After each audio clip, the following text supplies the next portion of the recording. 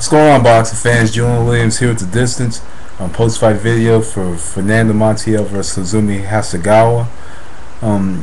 Ended in 4 rounds, knockout at the very end of the 4th round. But anyway, just on to the fight. Really, the fight. The pace started to change. Towards the 3rd, 4th round, maybe towards the end. But in the 1st round, both fighters are very well aware of each other. Fernando Montiel did a really good job in this fight of staying away from the left hand. I mentioned in my prediction video that Hasegawa has very good timing with that left hand, and he timed him very well with the left hand. And really, in the first couple of rounds, they really weren't setting up their shots. It was kind of like they both were just throwing, and we saw Fernando Montiel kind of throw a few wide right hooks and left hooks. But I think he did fight a very smart, well-balanced, patient fight against Hasegawa. But Hasegawa, I think he did a good job until the very end of the fight. Staying away from the shots, because if you looked at the fight, Hasegawa kept crouching down because Montiel was throwing those hooks at him, and when he was throwing the hooks at him, they just weren't landing. But the shots that did land from Montiel throughout the course of the fight was the short hooks coming on the inside. But when he would throw the short hooks on the inside and they would land, Hasegawa would time him with the left. That's pretty much what happened the entire fight. Even though it was a short fight, Montiel was catching with some short shots, on the inside. And really, what you saw a lot in this fight was both fighters kind of getting their shots, and they're trying to get their shots and not necessarily setting up the shots, but they would get their shots and they would kind of move back. They would come out straight back instead of coming, like, if I look at it this way, Hasegawa, when he came back, when he kind of stepped back after getting his shots off, he would go back in a straight line. But when Montiel, when he got his shots off and he would come out in somewhat of an angle, but he would move to a certain side to move away from the power of Hasegawa. He did a good job in the first couple rounds staying away from that left hand. He kept his range, kept his distance, stayed away from the left hand. 3rd round, we saw a few Hasegawa left hands landing, and they were well-timed left hand shots.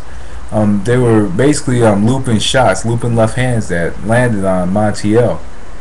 And then the 4th round with Hasegawa was doing a good job in the early 4th round. He was using his jab. He wasn't trying to land his power shots like he was in the earlier rounds. He came out, fired off the southpaw jab, and was kind of pressuring Montiel a little bit with the jab. Had him moving backward. Basically using the jab as the catalyst for it.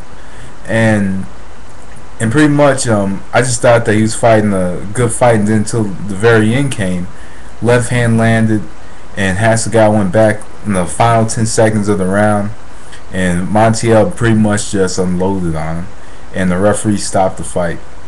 And I did think, with the fight being in Hasegawa's home country, I thought he would have pretty much the home advantage over Montiel, and I did think that Montiel would have to knock him out to win the fight. I don't think I said in my prediction video, but I did believe that Montiel had to knock him out if he wanted to win this fight, and he knocked him out.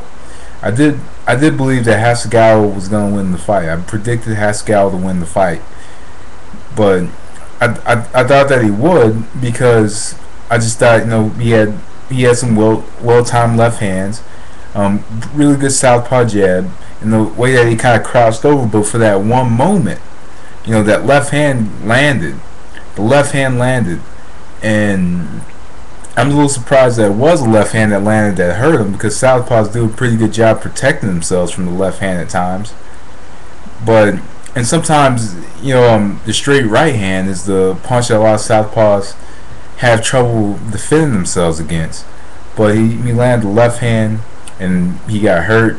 He went back, and Montiel pretty much just unloaded on him, unleashed on him, and fight was over. But really, Montiel, now he's the WBC bantamweight champion. Montiel, there's a couple fights I would love to see Montiel in. One fight I'd like to see him fight the other champion, Anselmo Moreno. I'd like to see that fight.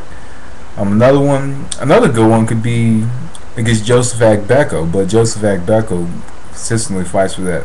Pretty much is IBF guy, so he's ranked by the IBF. Or I'd even like to see him fight, the winner of Perez Mares. That'd be a good fight, but if Mares wins, best believe Golden Boy wouldn't put him in the ring with Montiel right away. But overall, it was a really good victory for Fernando Montiel. I see there's a lot of improvement over the last few fights of Fernando Montiel, and this fight, pretty much showed how much better he's getting, how good Fernando Montiel is, and hopefully we see him in some more big fights soon. Hopefully, we don't have to watch his fights on the internet, watch him on YouTube, just to have post-fight videos on. Maybe we could see him on ESPN or Showtime one of these days. He is a unified champion now.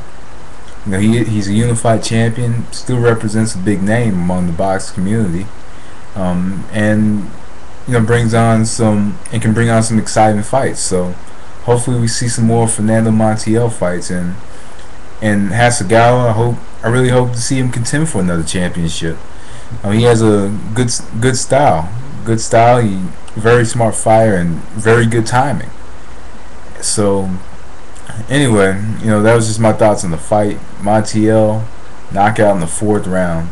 Well, that was the distance. Thanks for watching. Peace.